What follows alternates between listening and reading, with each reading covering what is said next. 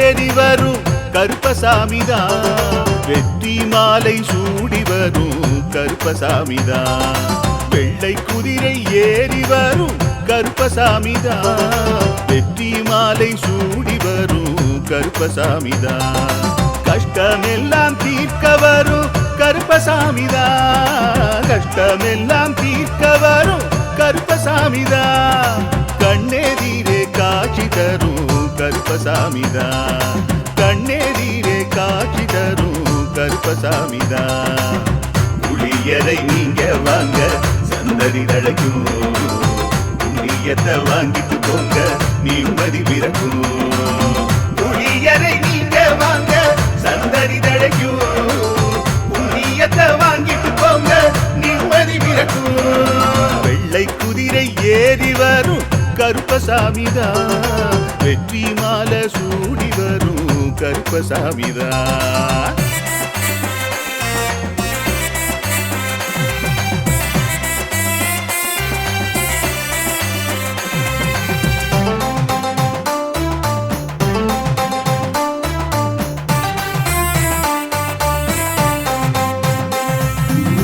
ராமரோட பரம்பரை தானே புளியரை கருப்பசாமி, ஐயப்பசாமி சித்தரோட அருள்வாக்கு. முழு முதற் கடவுளை வணங்கி அரோகரா என்று முழங்கி பாண்டி சித்தர் வழியில் வந்த ஐயப்பசாமி. கருப்பசாமி சத்தியத்தால் காட்சி தரும் சாமி என்போம், மகிழ்ச்சியான அருள்வாக்கு தருகின்ற சாமி என்போம். எலும்பிச்சையாலே அனைத்து நோய்களை தீர்த்து வைக்கும் சாமி என்போம். திருநீரு தந்து பெரும் பாவங்கள் போக்கும் சாமி என்போம், பாவங்கள் போக்கும் சாமி என்போம். சமதர்மம் வளர்க்கும் நம்ம சாமி அல்லவா, பிரமணம் வந்தாலும் அருளும் அல்லவா. சமதர்மம் வளர்க்கும் நம்ம சாமி அல்லவா, பிரமதம் வந்தாலும் அருளும் அல்லவா.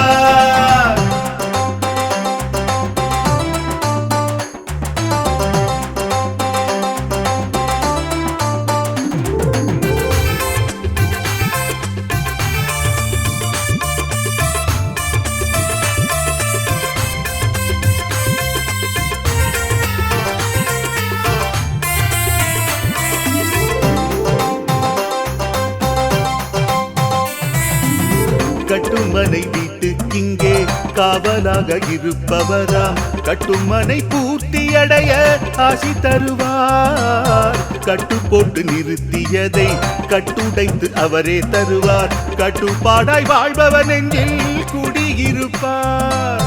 மடியேந்தி வரம் கேட்டா மறுக்காம தருபவராம், மனதார வேண்டினாலே மறுகணமே வருபவராம். கற்பூர தீபம் ஏற்றினாலே ஒளியில் அவரே தெரிவாரே, கருப்பசாமி என்றே அழைத்தால் இதயம் முழுதும் நிறைவாரே, எதையும் முடித்து தருவாரே. புளியரை புண்ணிய பூமி நாமும் தொழுவோம், புளியரை கருப்பசாமி அருளை பெறுவோம். புளியரை புண்ணிய பூமி நாமும் தொழுவோம், புளியரை கருப்பசாமி அருளை பெறுவோம். வெள்ளை குதிரை ஏறி வரும் கருப்பசாமிதான், வெற்றி மாலை சூடி வரும் கருப்பசாமிதான். கஷ்டமெல்லாம் தீர்க்க வரும் கருப்பசாமிதான், கஷ்டமெல்லாம் தீர்க்க வரும் கருப்பசாமிதான். கண்ணெதிரே காட்சி தரும் கருப்பசாமிதான், கண்ணெதிரே காட்சி தரும் கருப்பசாமிதான். புளியரை நீங்க வாங்க சந்ததி தழைக்கும், புளியத்தை வாங்கிட்டு போங்க நிம்மதி பிறக்கும். புளியரை நீங்க வாங்க சந்ததி தழைக்கும், புண்ணியத்தை வாங்கிட்டு போங்க நிம்மதி பிறக்கும், நிம்மதி பிறக்கும்.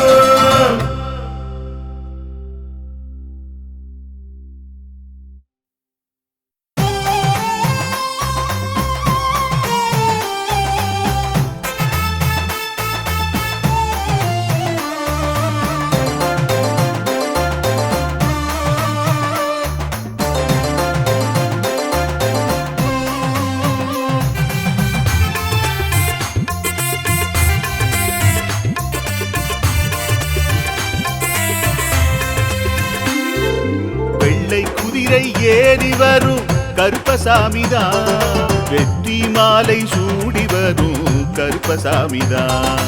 வெள்ளை குதிரை ஏறி வரும் கருப்பசாமிதான், வெற்றி மாலை சூடி வரும் கருப்பசாமிதான். கஷ்டமெல்லாம் தீர்க்க வரும் கருப்பசாமிதான், கஷ்டமெல்லாம் தீர்க்க வரும் கருப்பசாமிதான்.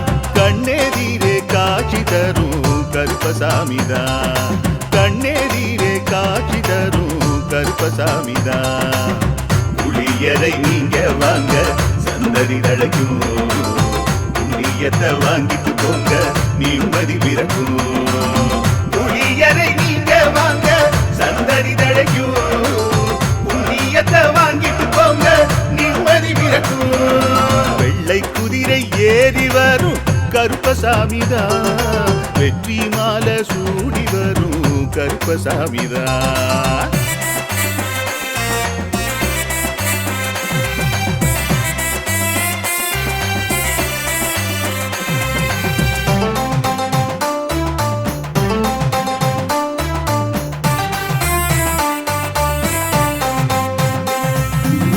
ராமரோட பரம்பரை தானே புளியரை கருப்பசாமி, ஐயப்பசாமி சித்தரோட அருள்வாக்கு. முழு முதற் கடவுளை வணங்கி அரோகரா என்று முழங்கி பாண்டி சித்தர் வழியில் வந்த ஐயப்பசாமி. கருப்பசாமி சத்தியத்தால் காட்சி தரும் சாமி என்போம், மகிழ்ச்சியான அருள்வாக்கு தருகின்ற சாமி என்போம்.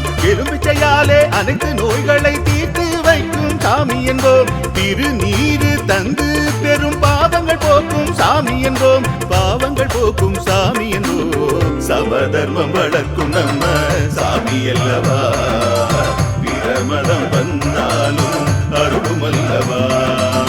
சமதர்மம் வளர்க்கும் நம்ம சாமி அல்லவா, பிரமதம் வந்தாலும் அருளும் அல்லவா.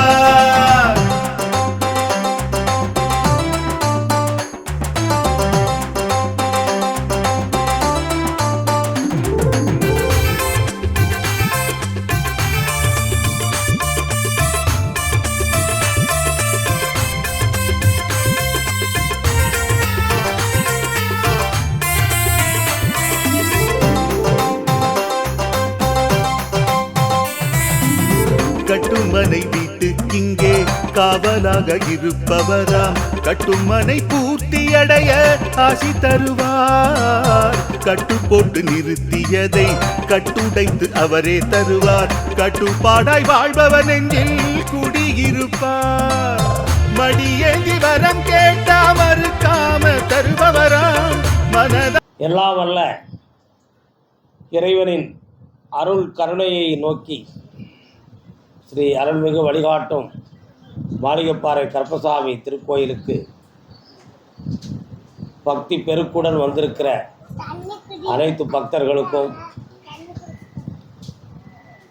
நமது திருக்கோயிலின் அருள் மகிமையின் சிறப்புகளை யூடியூப் மூலமாக உலகவாழ் மக்களெல்லாம் பார்த்து பக்தி கொண்டிருக்கின்ற எல்லா நல்ல ஆன்மாக்களுக்கும் எனது வாழ்த்துக்களும், நம் தெய்வத்தின் கருப்பசாமியினுடைய கருணை மிகுந்த அருளும் கிடைத்து உங்கள் அனைவருடைய எண்ணங்களும் புனிதமான அளவிலே நிறைவேறி இந்த உலக வாழ்வை ஆனந்தமாக நீங்கள் அனுபவிக்க வேண்டும் என்று சொல்லி என்னாலும் உங்களுக்காக பிரார்த்தனை செய்து கொள்கிறேன்.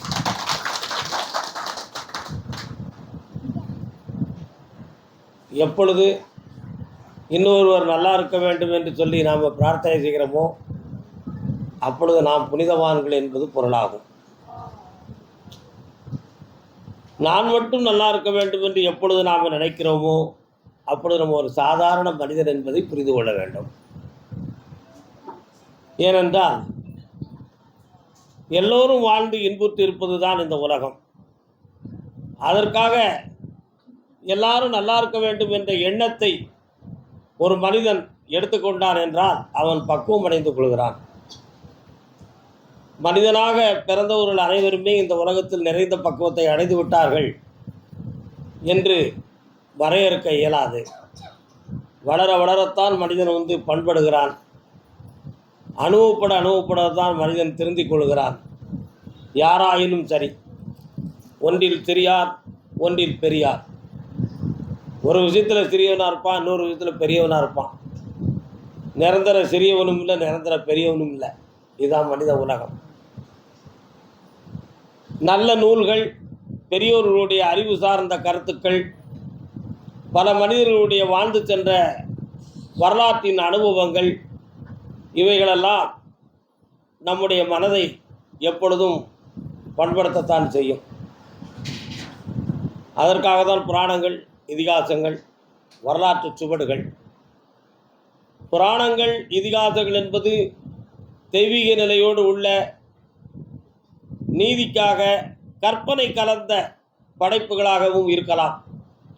ஆனால் உணர்த்துவதில் பல தத்துவங்களும் நியாயமும் இருக்கும்.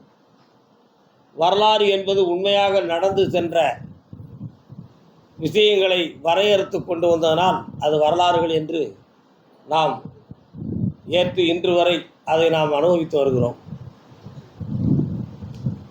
நமது ஒவ்வொரு புராணங்களிலுமே நமக்கு கிடைத்த செய்திகள், கருத்துக்கள் எல்லாம் ரொம்ப தெளிவானது தான். ராமாயணத்தில் ராவணனுக்கு உடன் பிறந்த சகோதரன் கும்பகர்ணன், விபூஷணன் இவர்கள் குறிப்பிடத்தக்கவர்களாகும். சகோதரி சூர்பனகை ராமாயணத்தின் திருப்பு முனை. ராமாயணத்தை திருப்பி ஒரு போர்க்களம் வர கொண்டு போவதற்கு காரணமாக இருந்ததே சூர்பனகையினுடைய செயல்தான். ஆனால் ராவணனுடைய நடைமுறையும் ராவணனுடைய அதர்மமும் சரியில்லை என்பதற்காக எத்தனையோ முறை நீதியை எடுத்து சொன்னான் கும்பகர்ணன். அதை ராவணன் கேட்பதாக இல்லை. பல முறைகள் தர்மத்தை பற்றி அதிகமாக பேசி ராவணனை சகோதரத்துவத்திலிருந்து பகைத்து கொண்டவன் விபூஷணன். அந்த விபீடனனை பற்றி நாம் பேசுகிற பொழுதெல்லாம் அசுரகுலத்தில் விபூஷணன் ஒரு தனிப்பிறப்பாக இருந்து தர்மத்தை காப்பவராக இருக்கிறானே என்று ஒரு அதிசயிக்க தகுந்த ஒரு பிறப்பு தான் விபூஷணன். ராவணன் இறுதி வரை திருந்தவில்லை என்ற ஒரே ஒரு எண்ணத்திற்காக இனிமேல் இவனோடு இருந்தால் தனக்கு மோட்சம் கிடைக்காது என்று நினைத்து உடன் பிறந்த சகோதரனை விட்டு பிரிந்து தர்மம் இருக்கும் ஸ்ரீராமருடைய திருப்பாதங்களை அடைந்தவன் விபீடனன். அதை உலகோர் சொல்வார்கள், என்ன தர்ம நீதியாக இருந்தாலும் சகோதரனை பிரிந்து சென்றது தவறுதானே என்று ஒரு சிலர் வாதிப்பார்கள். அப்படி சகோதரனை பிரிந்தது தவறு என்று இருந்தால் சகோதரனுடைய அதர்மத்தை உணர்த்தியது ஒரு சகோதர பாசத்தில் தானே, அதை ஏன் அவன் கேட்கவில்லை என்று மறு அணியினர் அதை வாதிப்பார்கள். ஆனால் யார் என்ன வாதம் செய்தாலும் நடந்த சம்பவத்தை மாற்றிக்கொள்ள முடியாது. அதுதான் அங்குள்ள உண்மையாகும். விபூஷணனுடைய ஒரே ஒரு விஷயம், நீ செய்த குற்றத்துக்காக ஸ்ரீராமரை மன்னிப்பு கேட்டுக்கொள், உன்னுடைய ஆட்சியும் உன்னுடைய பிழைப்பும் எப்பொழுதும் ரட்சிக்கப்படும், நீ செய்த தவறுகள் நம்முடைய வரலாற்றில் இழிவாக கூறப்படும் என்று விபூஷணன் எத்தனையோ முறை ராவணனுக்கு எடுத்து சொன்னார். ஆனால் ராவணன் அதை கேட்கக்கூடிய நிலைகளிலே இல்லை. ஏனென்றால் விதி முன் சென்றது, ராவணன் அதன் வழியை பின் சென்று கொண்டிருந்தான். அதான் விதி முன் சென்றது, ராவணன் அதன் வழியே பின் சென்று கொண்டிருந்தான். 1000 பேர்கள் சொன்ன பின்பு கூட அவன் கேட்காததுக்கு காரணம் அதுவே ஆகும். இழைக்கின்ற விதி முன் செல்ல என்று ஒரு வார்த்தையை கம்பன் கூறுவார். ராமாயணத்தை தவறாகவோ, ராமாயணத்தை ஒரு கதை என்றோ, ராமாயணத்தை ஏளனமாகவோ நினைக்கக்கூடியவர்கள் ராமனுக்கு எதிரியை கதாநாயகனாக கூறுவதுண்டு. ராமாயணத்தை மதிக்க வேண்டும் அல்லது ராமாயணத்தை பெரிதாக கருத வேண்டும் என்பது நம்முடைய விஷயம் அல்ல. ராமாயணத்தில் இருக்கின்ற நல்ல கருத்துக்களும் அனுபவங்களும் அதை பக்தியாக எடுத்துக்கொண்டு மனிதன் பலர் பண்பட்டிருக்கிறார் என்பது மட்டும்தான் நாம் எடுத்துக்கொள்ள வேண்டிய விஷயமாகும். அதற்காக மனிதர்களுக்குள்ளேயே அது ஒரு பகை உணர்வுகளாக மாற்றிக்கொண்டு அதை போய் சர்ச்சை செய்து கொண்டு அதை ஆய்வு செய்து கொண்டு அலைவதை நாம் எடுத்துக்கொள்ள வேண்டிய அவசியங்கள் இல்லை. அப்படி என்ன நல்ல விஷயத்தை இந்த ராமாயணம் கூறிவிட்டது என்று சிலர் கேட்பார்கள். ராமாயணத்தை நல்ல படித்து தெளிவாக உணர்ந்தால் அதில் இருக்கக்கூடிய தர்மங்கள் தெரியும். யார் யார் எப்படி உறவுகளில் வாழ்ந்து கொள்ள வேண்டும், யார் யார் தெளிவாக நடந்து கொள்ள வேண்டும் என்பதற்குரிய விளக்கங்கள்லாம் ராமாயண காவியத்தில் அனுபவ பாடங்களாக நிறைய காட்சிகள் இருக்கிறது, நிறைய சிந்திக்க வேண்டிய விஷயங்கள்லாம் இருக்கிறது. விபீஷணனை கொண்டு ஒரு கதாபாத்திரமாக எடுத்து அண்ணனை பிரித்து ஸ்ரீராமனை அடைந்தார். அடைந்த உடனேயே தீர்க்க ஞானமாக தெரிந்து விட்டது ஸ்ரீராமருக்கு, ராவணன் அழிந்து விடுவான், விபீஷணன் தான் இனிமேல் ராவணன் இருக்கின்ற ஆட்சி பீடத்தில் இருப்பான் என்பது ஸ்ரீராமருடைய ஞான கண்களுக்கு தெரிந்து விட்டன. அந்த ஞான கண்களுக்கு தெரிந்த உடனேயே அனுமனை கூப்பிட்டு, ஹனுமான் அப்படிங்கிறத ஒரு வார்த்தை அது காரண பெயர், ஆஞ்சநேயர் என்பது இயற்பெயர். இன்று எத்தனையோ இல்லங்களில் நாய்கள் வளர்க்கப்பட்டு பிள்ளைக்கு பிள்ளையாக வளர்ந்து கொண்டு இருக்கிறது. அதையும் நம்ம ஒரு பாசத்துக்குரிய ஒரு பொருளாகவும் மரியாதைக்குரிய ஒரு பொருளாகவும் தான் இன்று வளர்த்து கொண்டு இருக்கிறோம். யார் வேண்டுமானாலும் எந்த மிருகங்களோடும் நட்பும் வைத்துக் கொள்ளலாம், அன்பும் வைத்துக் கொள்ளலாம்ங்கிறதுக்கு மாடு வளர்ப்பு, ஆடு வளர்ப்பு, நாய் வளர்ப்பு, கோழி வளர்ப்பு இவைகளெல்லாம் பாசத்துக்குரிய ஒரு பொருளாகத்தான் மனிதனுடைய வாழ்க்கையிலே காட்சியளித்துக் கொண்டிருக்கின்றன. அதில் அனுமன் ஸ்ரீராமனோடு நட்பு வைத்திருந்தான் என்பதை நாம் வியக்கத்தக்கதாக எடுத்துக்கொள்ள வேண்டிய அவசியம் ஒன்றுமில்லை. ராமன் ஹனுமானை மகன் என்றும் பக்தன் என்றுமே பார்த்தார் என்பதுதான் அதில் முக்கியத்துவமானதாகும். ஹனுமானை அழைத்து விபீஷணனுக்கு ராவணன் ஆளுகின்ற ஆட்சியை இவன்தான் பெறப்போகிறான் என்பதற்கு மகுடம் சுட்டுவாயாக என்று சொன்னார். மலர் மகுடம். சுவாமி அதற்கு என்ன செய்ய வேண்டும்னு கேட்டார். சமுத்திரத்தின் நடுவே சென்று நல்ல தண்ணீரை குடர்ந்து அதில் பிரபஞ்ச சக்திகளை இயக்கி அந்த பிரபஞ்ச சக்தி நிறைந்த கலசத்தில் குவளையில் இருக்கின்ற தண்ணீரை விபீஷணனுடைய தலையில் விட்டு பாவ உணர்வுகளை எல்லாம் களைந்து அவனை புனிதனாக்கு என்று சொன்னார். உடனே அனுமன் தன் நண்பர்களை கூட்டிக் கொண்டு நடு சமுத்திரத்துக்கு சென்று நல்ல தண்ணீரை கொண்டு குவளையிலே கொண்டு விபீஷணனை உட்கார வைத்து தண்ணீரை அபிஷேகம் செய்து பாவ உணர்ச்சிகளை எல்லாம் கழுவினார். அதில் புதிய மன உணர்வும் புதிய மனோசக்தியும் பெற்றான் விபீஷணன். அந்த சக்தியை பெற்ற பின்பு விபீஷணனுக்கு மலர் கிரீடம் லட்சுமணன் கையால் வைக்கப்பட்டது. ஏன் ஸ்ரீராமர் கையால் வைக்கவில்லை என்பது ஒரு கேள்வி. ஸ்ரீராமர் மனம் சோர்ந்து மனவேதனை அடைந்து இருக்கிறார். மனவேதனைக்குரிய ஒரு கதாநாயகனாகவே இருக்கிறார் மனைவியை பிரிந்து.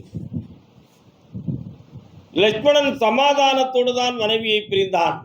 ஆனால் ஸ்ரீராமனோ மன சஞ்சலத்திலே மன சங்கடமான நிலைகளில் மனைவியை பிரிந்து வேதனைப்படுகிறார்.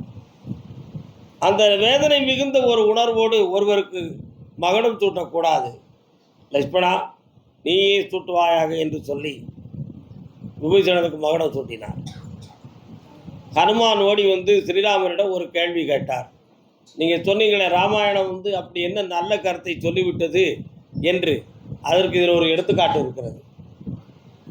ஹனுமன் கூறினார், விபீஷணனுக்கு இப்பொழுது மகுடம் இலங்கை மாநகர் என்று நீங்கள் மகுடம் சூட்டி விட்டீர்களே, நாளையே ராவணன் மனம் திருந்தி வந்து ராமா என்னை மன்னிப்பாயாக என்று உன் மலரடி சேர்ந்தால் விபீஷணனுக்கு மகனை சூட்டியதற்கு அர்த்தம் என்ன? ராவணன் எந்த நாட்டை ஆளுவான் என்று கேட்டான். இப்படி ஒரு கேள்வி அங்கு வந்துவிட்டது. உடனே ஸ்ரீராமர் சொன்னார், மனம் திருந்தி மலரடி ராவணன் சேர்ந்தான் என்றால் என் தாய் நாடாம் கோசலை நாட்டை அவனுக்கு மகனம் சூட்டி கொடுப்பேன்னு சொன்னார். அந்த வார்த்தையை நீங்க நல்லா கவனிக்கணும். மனம் திருந்தி ராவணன் என் மலரடி சேர்ந்தான், என் பாதத்தை பணிந்தான் என்றால் அவன் திருந்திட்டான், என்னை மன்னிச்சுக்காங்க, தவற ஏற்றுக்கிறாங்க சாமி என்று சொல்லிட்டான்னா என் கோசல நாடாகிய என் தாய் நாட்டை அவனுக்கு நான் மகனை சூட்டி கொடுப்போம்னு சொன்னார் ஸ்ரீராமர்.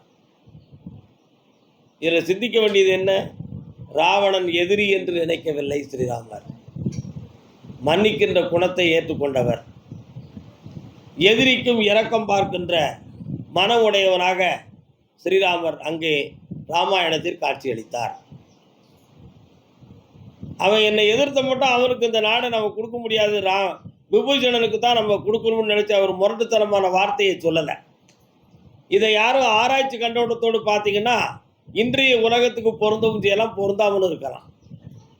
ஆனால் அன்று ஸ்ரீராமருக்கு தோன்றிய எண்ணம் என்னன்னா, ராவணன் திருந்தி விட்டால் என் தாய் நாட்டை அவனுக்கு மகனை சூட்டி கொடுப்பேன் என்று தயவான தர்மமான வார்த்தையை கூறினார்.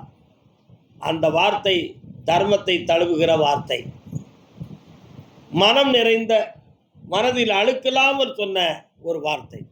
அந்த அவதாரம் தான் ஸ்ரீராமருடைய அவதாரம்.